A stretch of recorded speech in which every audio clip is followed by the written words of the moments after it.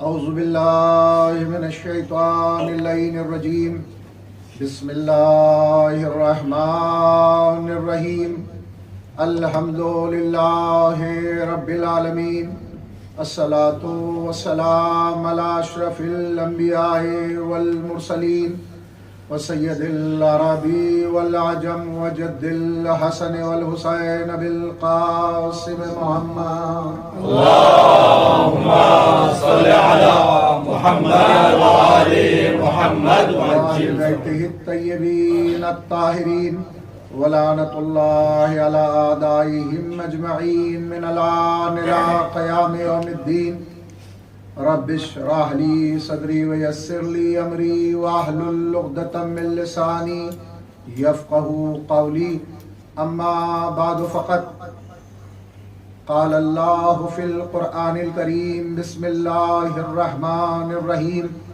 هو الذی بعث فی الامیین رسولا منہم یتلو علیہم آیاتہ ویزکیہم ویعلمہم الکتاب والحکمہ وَإِن كَانُوا مِن قَبْلُ لَفِي ضَلَالٍ مُبِينٍ اللهم صل على محمد عزیزان گرامی، کلمہ گویان سرور کائنات اور محبان عصمت و طہارت، آپ تمام حضرات کا بے انتہا شکر گزار ہوں کہ آپ بڑی محبتوں کے ساتھ مجھے سن رہے ہیں۔ پروردگار عالم ہماری اور آپ کی دونوں کی توفیقات میں اضافہ فرمائے اور ہماری اس خدمت کو قبول فرمائے۔ عزیزان گرامی، وہ وہی تو خدا ہے کہ جس نے امیین میں ایک رسول کو مبعوث کیا تاکہ وہ آیات کی تلاوت کرے، تزکیہ نفس کرے، کتاب کی تعلیم دے اور حکمت کو سکھائے۔ اب سے پہلے یہ لوگ کھلی ہوئی گمراہی میں تھے۔ عزیزان گرامی، رسول عربی اس دنیا میں تشریف لائے ایک عام الفیل، اور یہ سن ہے 570 عیسوی۔ تو آج جو سن ہے وہ سن 2023 ہے، تو سن 2023 سے مائنس کیجئے گا 570 اور پھر اس میں سے 40 سال کو مائنس کیجئے گا، اس لیے کہ 40 سال تک آپ نے اعلان نبوت اور رسالت نہیں فرمایا، تو بنیں گے 1413 سال۔ کتنے سال بن جائیں گے؟ 1413 سال۔ تو امت ہم سے یہ کہتی ہے، باقی امتیں اور باقی لوگ، کہ آپ کا مذہب بڑا جدید مذہب ہے، اس لیے کہ آپ کے دین کو آئے ہوئے دنیا میں 1413 سال ہوئے، جبکہ ایسا نہیں ہے عزیزان گرامی۔ یہ اسلام اسی وقت سے ہمارے پاس دنیا میں آنا شروع ہو گیا جب حضرت آدم اس دنیا میں تشریف لائے، اور الگ الگ انداز سے رسول آتے رہے اور تبلیغ اسلام کرتے رہے، یہاں تک کہ رسول عربی ایک عام الفیل کو اس دنیا میں تشریف لائے، اور یہ ہاتھیوں والا سال مشہور ہوا کہ اس سال ابرہا نے خانہ کعبہ پہ حملہ کیا تھا، اور اس کے بعد پھر 40 سال اور ایک دن 40 سال اور ایک دن کے بعد پہلی آیت نازل ہوئی قلب پیغمبر پر غار ہرا میں، اور آیت کون سے نازل ہوئی؟ اقرا بسم ربک، میرے نبی پڑھیے۔ بس جبریل نے صرف اشارہ کیا تھا، رسول نے پڑھنا شروع کر دیا تھا۔ اب یہ رسالت پہ بعض مسلمانوں کا جھوٹا الزام ہے کہ جبریل امین نازل ہوئے، ماذاللہ ثم ماذاللہ، اور پھر ایک نقطہ سیاہ کو نکالنے کے بعد نقطہ نور کو رکھا، جو سراپا نور ہو، جو نور ہی نور ہو، جس کے نور کے قطرات سے ایک نبی بنتا چلا جائے، اس کے یہاں پر نقطہ سیاہ کا پائے جانا، یہ ہماری عقل سے بالا ہے، اور یہ چیز ہماری سمجھ میں نہیں آتی۔ اسی کو بیس بنا کر انہوں نے کہا کہ دیکھیے، اب سے پہلے ماذاللہ ثم ماذاللہ رسول پڑھنے لکھنا نہیں جانتے تھے، اور قرآن کریم کی آیت سورہ مبارکہ جمعہ کی بھی اس طرف اشارہ کرتی ہے۔ هو الذی بعث فی الامیین رسولا، ہم نے امیین میں ایک رسول کو مبعوث کیا۔ تو یہاں پر ہمارے چھوٹے بھائیوں نے، اب اکثر یہ ہوتا ہے کہ آپ چھوٹے بھائی کیوں کہہ رہے ہیں، باقی تو بڑے بھائی کہتے ہیں۔ میں چھوٹے بھائی اس لیے کہتا ہوں کہ اگر ثقیفہ کا وجود غدیر سے پہلے ہوتا تو یہ بڑے بھائی ہوتے، لیکن اگر غدیر کا وجود ثقیفہ سے پہلے ہے تو پھر یہ چھوٹے بھائی ہیں۔ صلوات پڑھیں محمد والے محمد۔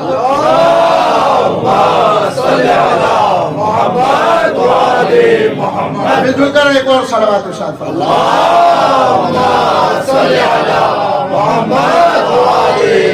ہمارے چھوٹے بھائی یہ کہتے ہیں کہ جو امی ہے، امی کے معنی جاہل کے. اب جاہل لوگ ہی ہے جاہل بات کہہ سکتے ہیں، اس لیے کہ عربی کوئی کنگال زبان نہیں ہے، عربی کوئی محتاج زبان نہیں ہے، عربی کوئی فقیر زبان نہیں ہے. یہ تو اتنی غنی زبان ہے کہ اس میں ایک ایک لفظ کے کئی معنی اور کئی معنی کے لیے ایک ایک لفظ استعمال کیا جاتا ہے.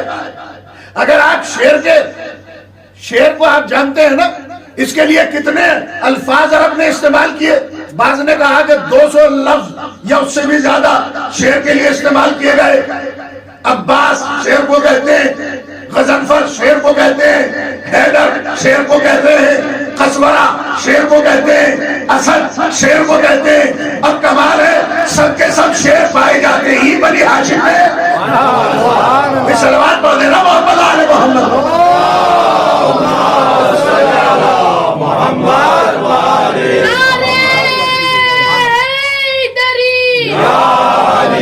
یہ سورہ مبارکہ جمعہ کی دوسری آیت سے استفادہ کرتے ہیں. وہ وہی تو خدا ہے جس نے امیین میں رسول کو بھیجا.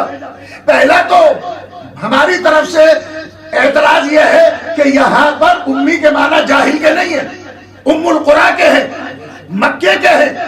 رسول نے مکے والوں کے درمیان ایک نبی کو بھیجا، اور اب فرض محال امی کے معنی جاہل لے بھی لیے جائیں تو اس سے یہ ثابت نہیں ہوتا معاذ اللہ کے نبی پڑھنا لکھنا نہیں جانتے تھے. کیوں؟ اس لیے کہ قرآن نے کہا ہم نے امیین میں ایک رسول کو بھیجا. اگر آپ کے ترجمے کے مطابق یہ مراد لیا جائے ہم نے جاہلوں میں ایک رسول کو بھیجا، تو جاہلوں میں بھیجنا اور ہے، جاہل ہونا اور ہے. ہم نے جاہلوں میں نبی کو بھیجا تو جاہل بنا کے نہیں بھیجا، عالم بنا کے بھیجا.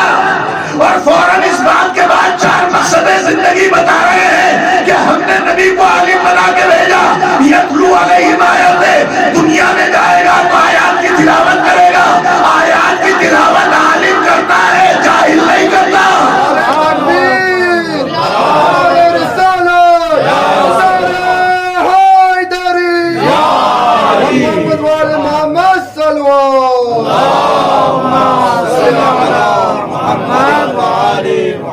اور یہی وجہ ہے آج امت مسلمہ کو آپ پوری دنیا میں دیکھ لیے ماشاءاللہ ان کا تعارف جہالت کے عنوان سے ہو رہا ہے. علم کے اعتبار سے پہچان نہیں ہو رہی. علم کے اعتبار سے پہچان ہے تو اس فرقے کی ہے. میں تو اپنے یہاں کی جانتا ہوں کہ ہمارے یہاں پہ بات مشہور ہے کہ بھائی ان کے بچے سے بھی بحث نہ کرنا، کیونکہ ہمارے بڑے بڑے ان کے بچوں سے نہیں جیت سکتے. اس کا مطلب یہ ہے کہ جنہوں نے نبی کو عالم مانا تھا آج تک ان کے پاس علم موجود ہے، اور جنہوں نے نبی کی شان میں گستاخی کی تھی قدرت نے کہا تو صحیح ہم تمہارا تعارف جہالت کے عنوان سے ہی کرائیں گے. تو ان کے یہاں پہ کوئی پڑھی لکھی شخصیت ظاہراً آج بھی کوئی نظر نہیں آتی ہے. معلومات میں تو آگے نکل سکتے ہیں، علم کے میدان میں آگے نہیں نکل سکتے. صلوات پڑھ رہے محمد والے محمد.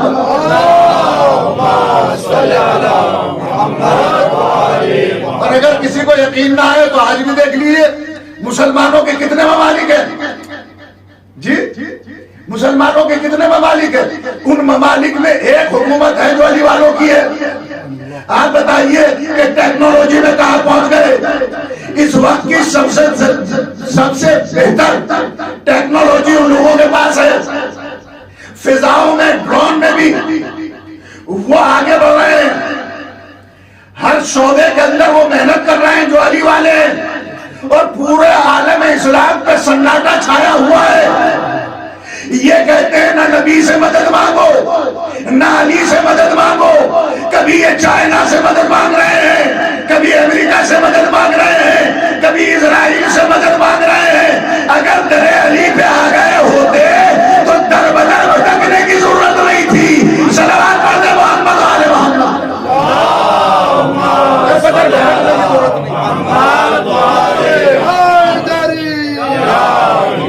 سرکار رسالت پناہ ہمیں نہیں معلوم ہے کہ رسول پہلے کیسے عبادت کیا کرتے تھے. سامنے جایا کرتے تھے اور بس بیٹھ جایا کرتے تھے غار حرا میں اور اللہ کو یاد کیا کرتے تھے. بس یہی تو فرق ہے تیرے حسین میں اور دوسروں کے یہاں پہ. اگر سیرت رسول کو تیرے حسین سے لیا ہوتا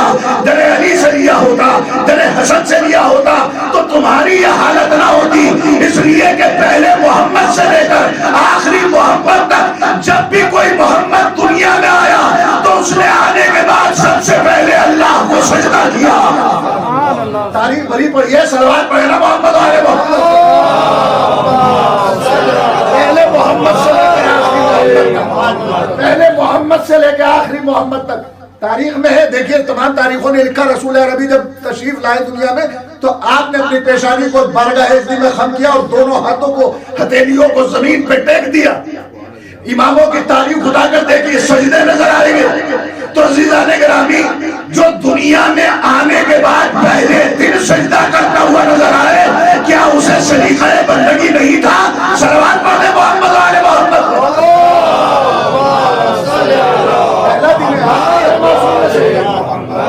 اور امام نے آتے ہی سجدہ کیا, نبی آخر نے آتے ہی سجدہ کیا اللہ کی بارگاہ میں. تو عزیزان گرامی, جن کے اہل بیت اور جن کے ائمہ اور ہمارے امام آتے ہی دنیا میں سجدہ کریں اور پھر ہم سجدوں سے دور ہوں, صلوات پڑھیں نا محمد والے محمد.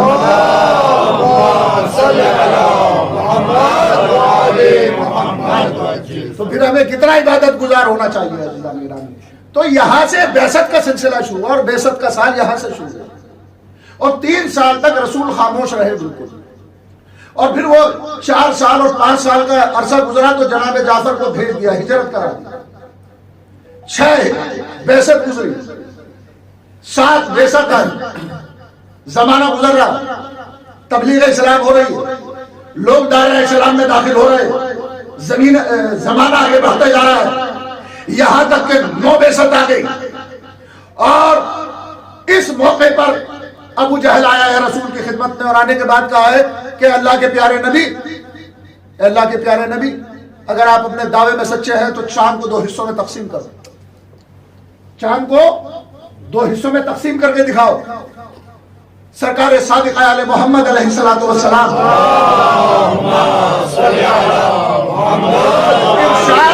ارشاد فرماتے ہیں ہمارے چاہنے والے کو اوپر واجب ہے کہ وہ شق القمر کے معجزے پہ یقین رکھے.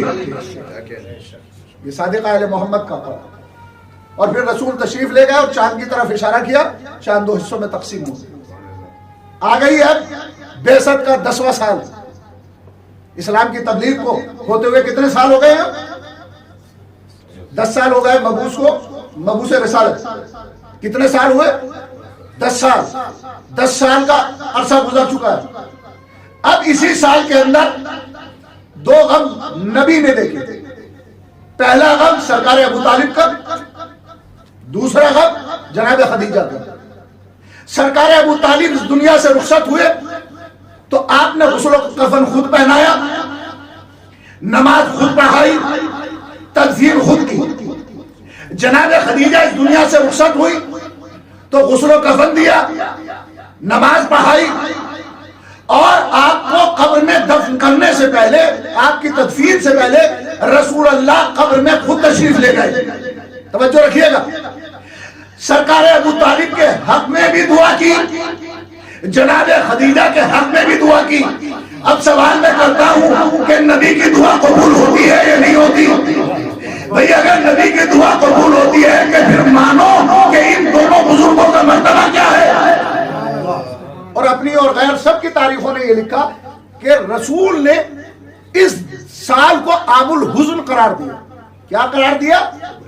عام الحزن, غم والا سال. کون سا؟ غم والا سال. اب لوگ کہتے ہیں کہ آپ محرم کیوں مناتے ہیں؟ کہیں پہ تاریخ میں نظر نہیں آتا. ارے جس سال سرکار ابو طالب اور جناب خدیجہ اس دنیا سے رخصت ہوئی تو آپ کی وفات ہوئی, تو آپ کے وفات کے غم میں رسول نے پورے سال کو غم کا سال قرار دیا. اور کربلا میں اگر نوازہ رسول شہید کر دیے گئے تو کیا ان کی محبت میں ہم 1 مہینے کا غم نہ منائیں؟ صلوات پڑھیں نا محمد والے محمد.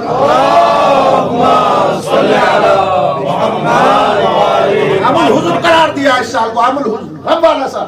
پورے کے پورے سال آپ نے غم منایا ہے. کہا کہ اب کوئی خوشی اس سال میں نہیں منائی جائے گی, نہیں منائی جائے گی, اور نہیں منائی جائے گی. یہ کون سی ہے؟ 10 بعثت ہے. اچھا, میں نے کہا تھا نا کہ اگر ایمان پہچاننا ہے تو 2 طریقے سے پہچانا جاتا ہے, یا شادی کے موقع پر یا انتقال کے موقع پر. جس مذہب پہ تدفین ہو انسان اسی مذہب کا ہے. اب بتاؤ میں سرکار ابو طالب کی تکفیر کس نے کی؟ جناب خدیجہ کی تکفیر کس نے کی؟ بس جو مذہب رسول کا تھا وہی مذہب ابو طالب کا تھا. صلوات پڑھ محمد آل محمد.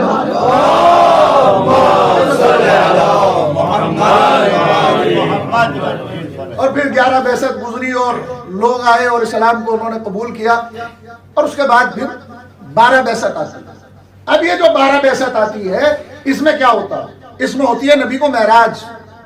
اس میں کیا ہوتی ہے؟ نبی کو معراج ہوتی ہے. آپ زمین سے آسمان پہ تشریف لے جاتے ہیں. اور قرآن کریم کے 15ویں پارے میں پہلی آیت ہی یہاں سے شروع ہو رہی ہے معراج والی آیت سے. بسم اللہ الرحمن الرحیم. سبحان الذی اسری بعبدہ لیلا من المسجد الحرام الی المسجد الاقصی. چھٹے امام علیہ السلام اس حوالے سے بھی ارشاد فرماتے ہیں اگر کوئی معراج کا انکار کرے وہ ہم میں سے نہیں ہے. اللہ اکبر. یعنی اگر کوئی جسمانی معراج کا انکار نہ کرے. وہاں تو عقیدہ ہے معراج کا, لیکن وہ یہ کہتے ہیں کہ رسول کو تو روحانی معراج ہوئی تھی, جسمانی معراج نہیں ہوئی تھی, کیونکہ زنجیر در ہلتی رہے, پانی جاری رہے وضو کا, اور رسول آسمان پہ چلے بھی جائیں اور آسمان سے تشریف بھی لے آئے, تو یہ کیسے ممکن ہے؟ ہم نے کہا کہ معراج کرانے والا کوئی ملا نہیں تھا, اللہ تھا. کیا اللہ کو اختیار نہیں ہے وہ چشمے زدن میں معراج کرا دے؟ اسی لیے تو میرے چھٹے مولا نے فرمایا کہ اگر کوئی رسول کی جسمانی معراج کا قائل نہیں ہے تو ہم میں سے نہیں ہے. اس لیے کہ اگر کوئی جسم نبی کی معراج پہ اعتراض کر رہا ہے در حقیقت وہ اللہ کے اختیار پہ اعتراض کر رہا ہے. صلوات پڑھ دے محمد و آل محمد.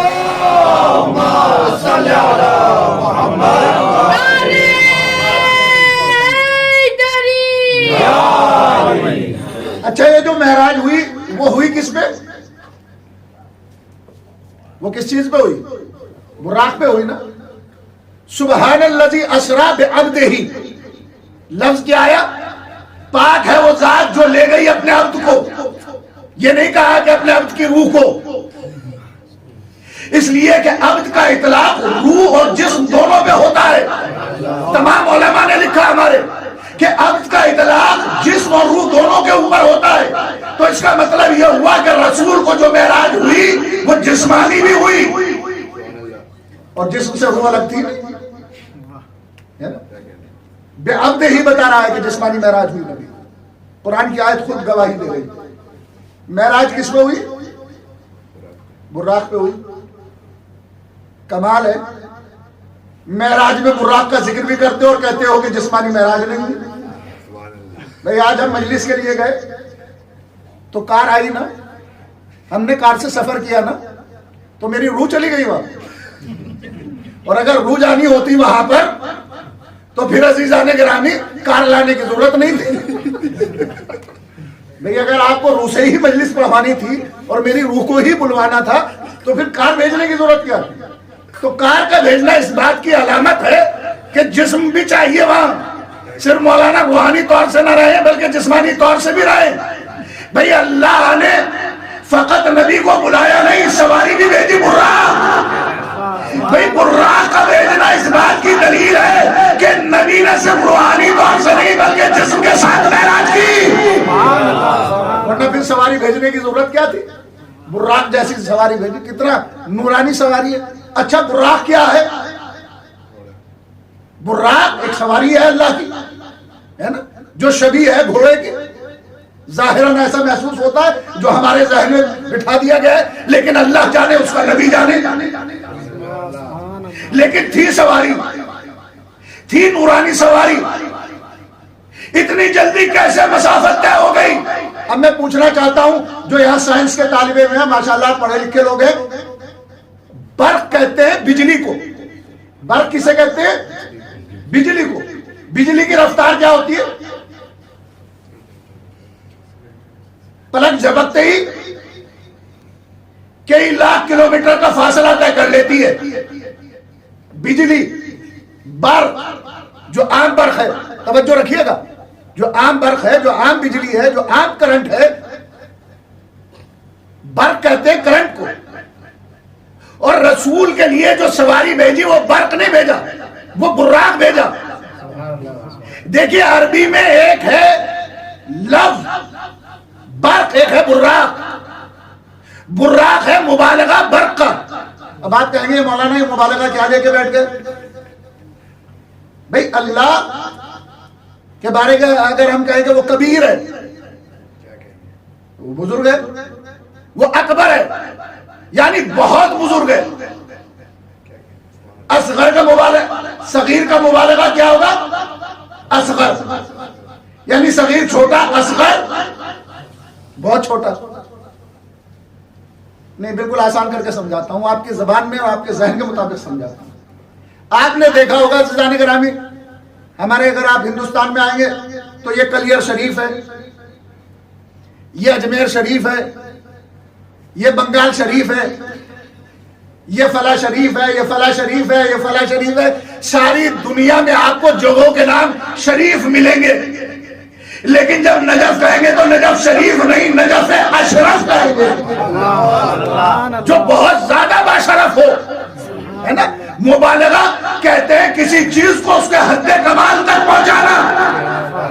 تو اللہ نے برق کو نہیں بھیجا تھا, براق کو بھیجا تھا. صلوات پڑھ کے محمد اور محمد.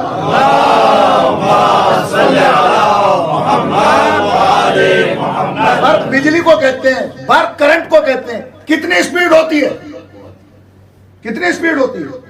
تو جب برق کی اتنی سپیڈ ہے تو براق کی کتنی سپیڈ ہوگی؟ پھر اور آسان کرتا ہوں میں آپ کے لیے. یہ تو عام برق ہے نا, اور جو الہی نور ہو. اچھا مجھے بتائیے آپ دیکھتے کس چیز سے؟ جی, انسان نور سے دیکھتا ہے. یہاں پہ اندھیرا کر دیا جائے, یہاں پہ ایسی جگہ پہ جائیں جہاں پہ اندھیرا ہو, بالکل اندھیرا جانتا ہے نا, وہاں پہ نور نہ ہو تو آنکھیں تو ہیں آپ کے پاس, کیا دیکھ پائیں گے؟ کیوں نہیں دیکھ پا رہے؟ کیونکہ نور نہیں ہے, کیونکہ نور نہیں ہے. انسان نور سے دیکھتا ہے, آنکھ سے نہیں دیکھتا. بھئی اگر آپ کی آنکھوں کے اندر نور ہوتا تو پھر تو اندھیرے میں بھی آپ دیکھ لیتے. اچھا اس آنکھ کی رفتار کیا ہے, اس نور کی رفتار کیا ہے؟ نور ہے نا جس سے ہم دیکھ رہے ہیں, اس کی رفتار کیا ہے؟ باہر جائیے, ایک لمحے میں زمین سے اور وہاں سے, یہ نور جزوی ہے, اور جو اللہ کی طرف سے نور آیا ہو. بھئی ہمارے نور کی سپیڈ یہ ہے کہ ہم چشمے زدن میں آسمان کی بلندی پر دیکھتے ہیں اور چشمے زدن میں زمین پہ آ جاتے ہیں. تو ہمارے نور کی سپیڈ یہ ہے, تو جو اللہ کی جانب سے براق بن کے آیا ہوگا اس کی رفتار کیا ہوگی؟ کہا کہ مولانا یہ ہماری سمجھ میں نہیں آتا کہ زنجیر در ہلتی رہے اور وضو کا پانی جاری رہے اور رسول معراج پہ بھی چلے جائیں اور معراج سے ہو کے بھی چلے آئیں. ہم نے کہا کہ علی والے بھی وہ ہیں جب تک مکمل مطمئن نہ کر دیں. اپنے بیان کو کامل نہیں کرتے ہیں, اطمینان ہم دلائیں گے آپ کو, اور یہی سے ہم ایک اور گوشہ لیں گے اور بات کو بس یہیں پہ اختتام پذیر کریں گے. عزیزان گرامی چلیے آپ میرے ساتھ. ایک نبی ہے اور ایک نبی کا بیٹا ہے, اور نکلے ہیں گھر سے, نبی اور نبی کے بیٹے. کس لیے نکلے ہیں؟ تاکہ اپنے بیٹے کو ذبح کر سکے, اپنے بیٹے کو. بھائی ادھر نبی نکلے, ادھر زوجہ گھر پہ تھی, تو آ گیا شیطان. وہ شیطان بن کے تو آئے گا نہیں کہ بہکانے کے لیے. بڑا چقتا مقتا, ہاتھ میں تسبیح, پیشانی پہ سجدے کا نشان, اور پہنچ گیا در جناب ابراہیم و اسماعیل, جناب ہاجرہ کے در.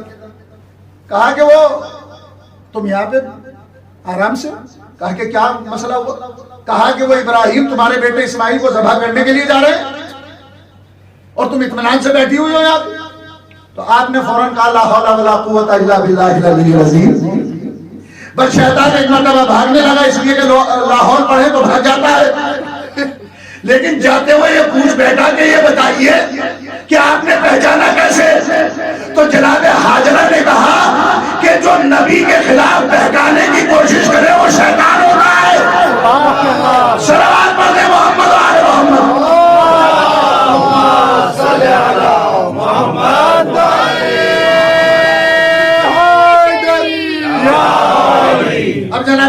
جناب اسماعیل چلے اور جناب ابراہیم اپنے خواب کی تعبیر کو مکمل کرنا چاہتے تھے تو اپنی آنکھوں میں پٹی باندھی جناب ابراہیم نے، کہا کہ بابا پٹی باندھی، جناب ابراہیم نے پٹی باندھی اور اب چھری لے کے چلے آگے اور جناب اسماعیل چھری کے نیچے۔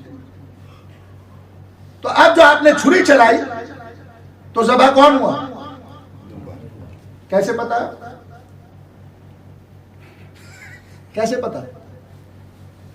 یہی اعتراض ہو رہا ہے آج کل کہ کربلا کے میدان میں تو صرف قاتل اور مقتول تھے، امام حسین تھے اور امام کو قتل کرنے والا تھا، تو پھر یہ شہادت کا واقعہ شیعوں کے پاس پہنچا کیسے؟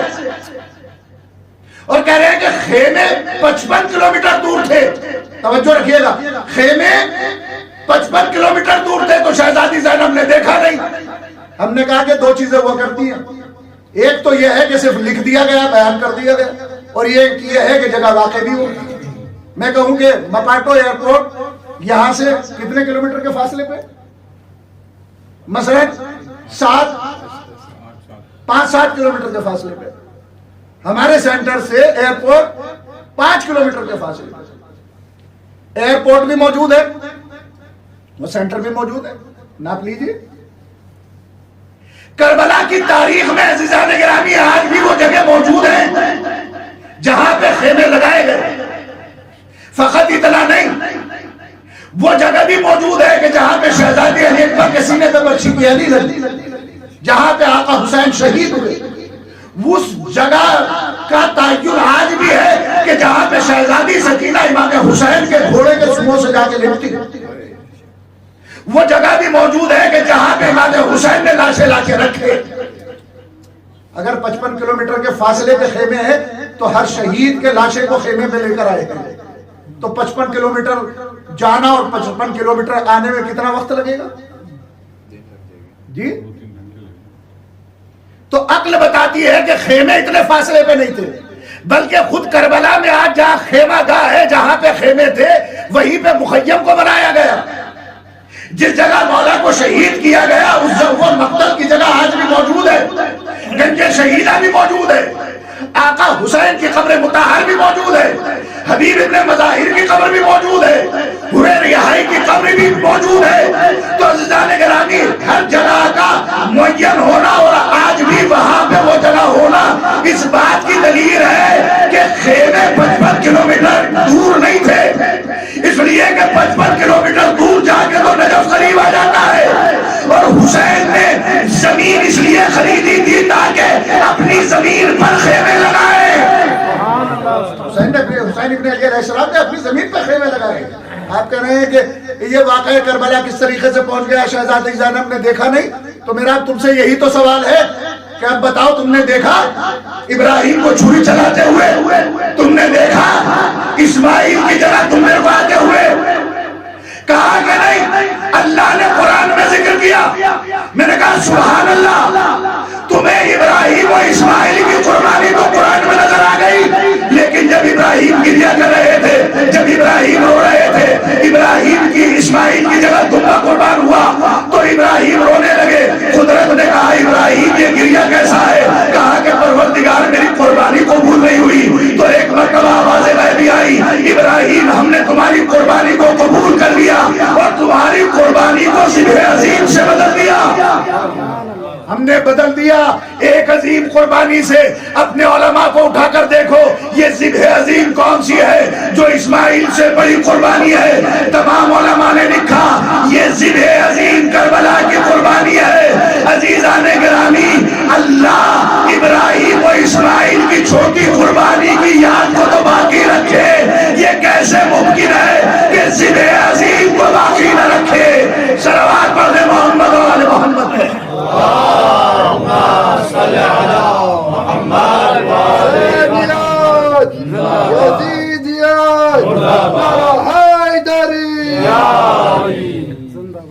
کیونکہ واقعہ کربلا سے پہلے قرآن نازل ہو چکا تھا اور اللہ نے اشارہ ذبح عظیم کا دے دیا تھا، تو وہ اللہ جو جانتا ہے کہ اگر کوئی میری راہ میں قربانی دے تو میں اس کی قربانی کو چھپاؤں گا نہیں، میں ظاہر کر دوں گا۔ بھئی یہی تو کوشش تھی نا یزید کی کہ کربلا اس وقت جنگل تھا، ہم اہل بیت رسول کو جنگل میں گھیر کے مار ڈالیں گے، کسی کو خبر بھی نہیں ہوگی، لیکن وہ جانتا نہیں تھا کہ اللہ کا وعدہ تھا وَاذْكُرُونِي أَذْكُرْكُمْ، تم میرا ذکر کرو میں تمہارا ذکر کروں گا۔ فرزند رسول نے تلوار کے سائے میں خنجر کے نیچے اس کا ذکر کیا، اس نے اپنے وعدے کو پورا کر دیا۔ اب اللہ کا وعدہ تھا اب میں حسین تیرے ذکر کو باقی رکھوں گا، تو دیکھ لیجئے کہ حسین نے بھی اپنے وعدے کو نبھایا، اللہ نے بھی اپنے وعدے کو نبھایا۔ اور اگر کسی کی سمجھ میں آج بھی نہ آئے تو اسی دوران چلو نجف چلتے ہیں، نجف سے کربلا چلتے ہیں، کروڑوں لوگوں کا آنا یہ اللہ کا وعدہ پورا ہو رہا ہے۔ صلوات پڑھ دیں محمد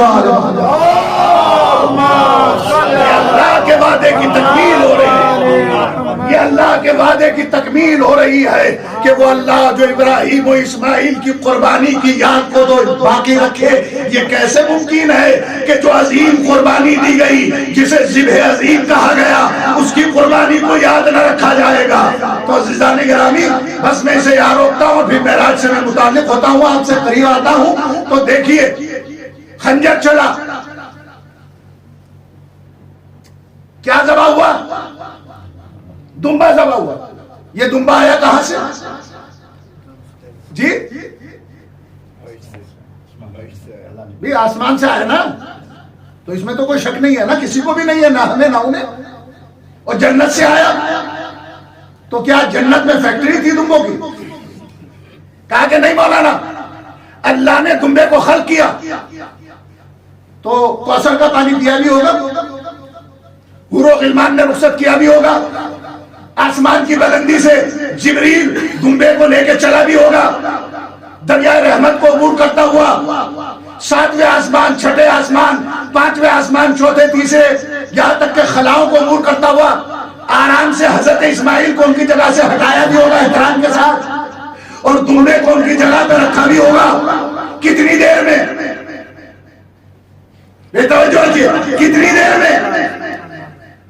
عزیزان گرامی، اس میں یقین ہے کہ ایک دمبا صرف اتنی دیر میں حضرت ابراہیم نے خنجر کو رکھا اور چلایا تو اتنی دیر میں جنت میں دمبا خلق بھی ہو گیا اور جبریل زمین پہ لے کے چلے بھی آئے۔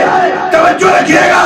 تو عزیزان گرامی، جو خدا ایک دمبے کو آسمان سے زمین میں چشمے زلل میں بھیج سکتا ہے، تو جس کے صدقے میں کائنات خلق ہوئی ہو، اگر وہ معراج پہ جا کے چلا آئے تو تعجب کی بات ہے۔ صلوات پڑھ دے محمد و آل محمد۔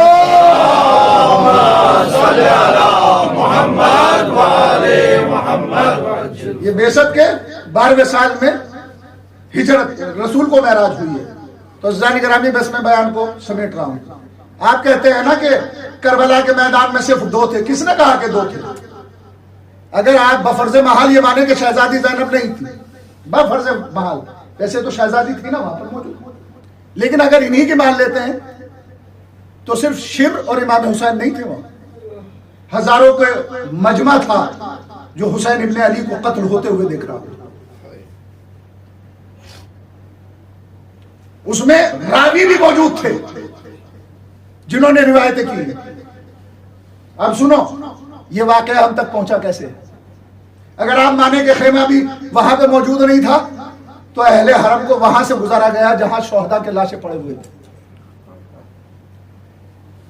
تو انہوں نے اپنے شہداء کے لاشوں کو دیکھا نا، لاش کو دیکھ کے اندازہ ہو جاتا ہے نا کہ اس پہ کتنے ظلم ہوئے ہیں۔ اس طریقے سے ہم تک واقعہ پہنچا، اور آپ یہ نہ سمجھے کہ کوئی تھا نہیں وہاں۔ امامت کی 5ویں کڑی امام محمد باقر موجود تھے جو ان تمام واقعات کو اپنی نگاہوں سے دیکھ رہے تھے۔ اور سنو کس طریقے سے واقعہ ہم تک پہنچا ہے۔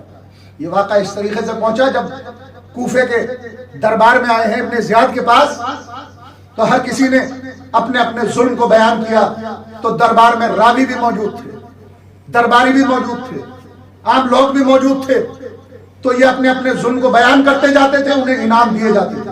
اس طریقے سے واقعہ کربلا ہم تک پہنچا۔ یہ واقعہ کس طریقے سے ہم تک پہنچا؟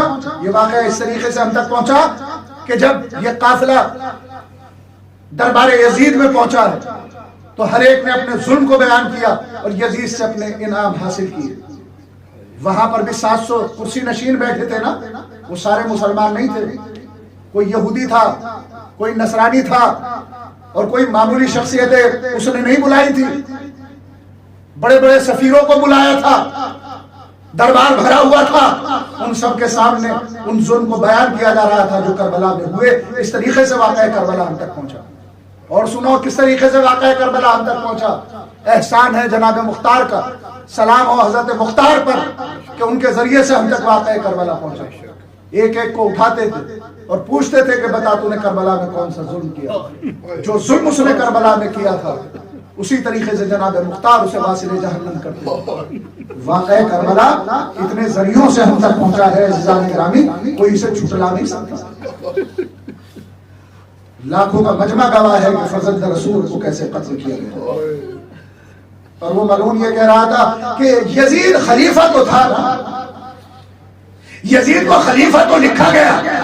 ہم نے کہا بے شک لکھا گیا, لیکن یزید تیرا خلیفہ تھا, ہمارا خلیفہ نہیں تھا. معاویہ ابن ابی سفیان تیرا خلیفہ تھا, ہمارا خلیفہ نہیں تھا. ہمارا خلیفہ, ہمارا امام, ہمارا رہبر حسین تھے, امام حسن تھے, مولا کائنات تھے. اس لیے کہ علی جانشین پیغمبر تھے. پورا عالم اسلام رسول کے بعد حضرت علی کو جانشین پیغمبر نہیں مانتا, لیکن تمام شیعہ حضرت علی کو بلا فصل خلیفہ رسول مانتے ہیں.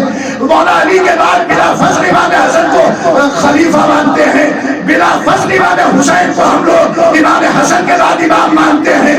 تیرا خلیفہ یزید تھا, تو اب تو خود فیصلہ کر لے کہ کربلا میں امام حسین کو کس نے شہید کیا. عزیزان گرامی, امام حسین علیہ السلام کے قاتلوں سے جو بدلہ مختار مل گیا تو ایک ایک سے ظلم پوچھتا جاتا تھا, اور اسی طریقے سے مختار ان لوگوں کو واصل جہنم کرتا چلا جاتا تھا. بس عزیزان گرامی, یہ روایت میں نے عاشور کو بھی پڑھی ہے اور آج پھر پڑھوں گا میں, اس لیے کہ بہت سی جگہوں پر آج کی شب اور کل کے دن میں مولا عباس کے چہروں کے عنوان سے مجلس ہوتی ہے, کیونکہ 8 تاریخ محرم کی غازی عباس سے مخصوص ہے. تو بہت سے لوگ 18 تاریخ کو مولا عباس سے منسوب کر کے چہرے مناتے ہیں. یہ کون ہے عباس جو ہر منزل پہ سب سے زیادہ یاد کیا گیا؟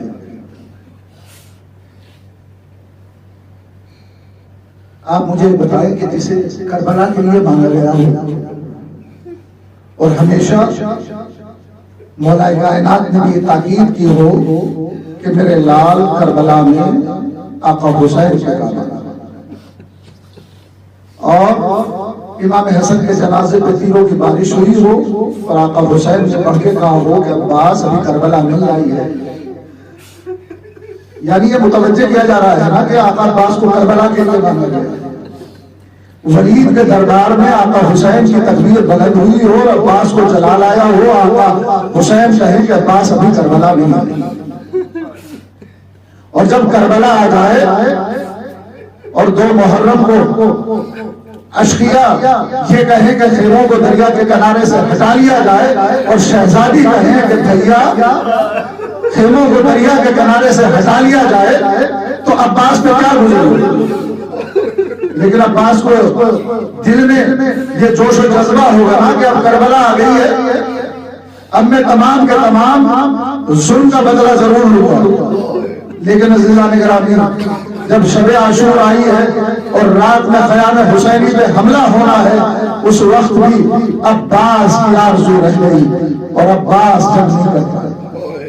میں آپ سے پوچھنا چاہ رہا ہوں کہ جب عباس سر جھکا کر آقا حسین کی خدمت میں آئے اور کہا کہ آقا اب مجھے اذن وغیرہ دیجیے, اور آقا نے کہا عباس علتش علتش کی صدائے سنائے ہو, کہا کہ جی آقا, کہا کہ پانی کی سبیل کرو. عباس سمجھ گئے کہ اب جنگ کرنے کی اجازت مجھے نہیں ملے گی, تو جسے کربلا کے لیے مانگا ہو, ارے اس کے ارمان خود کے رہ گئے ہوں گے, اس کے ارمان خود کے رہ گئے. اللہ اکبر اللہ اکبر.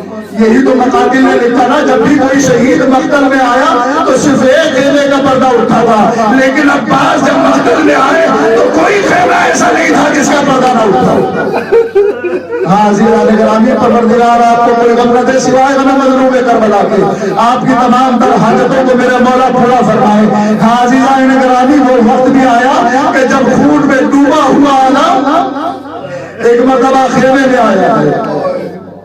علی اکبر شہید ہوئے, شہزادے علی اصغر کے گلے پہ تیرے سے شعبہ لگا, حسین رخصت آخر کے لیے آئے, اور پھر وہ وقت بھی آیا کہ جب شمر کا خنجر چلا, بازیان گرامی جب جناب مختار نے شمر کو قید کیا تو اس سے پوچھا کہ بتا تو نے کربلا میں کون سے ظلم کیے, تو شمر کہتا ہے کہ نہ پوچھ مختار میں نے کون سے ظلم کیے.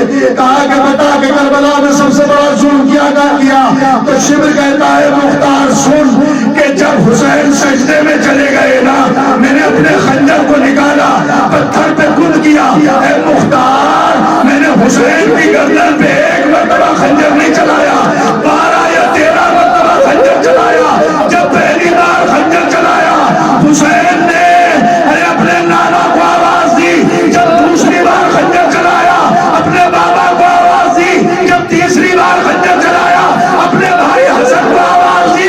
اے مختار, اس کے بعد جب بھی خنجر چلاتا تھا ایک ہی آواز آتی تھی, عباس عباس عباس. شمر کا خنجر چلا, حسین کی صدا تھی عباس. خیمے چلائے گئے, سیدانیوں کی صدا تھی عباس. سکینہ کے کانوں سے گوشوارے چھنے, سکینہ کی صدا تھی عباس.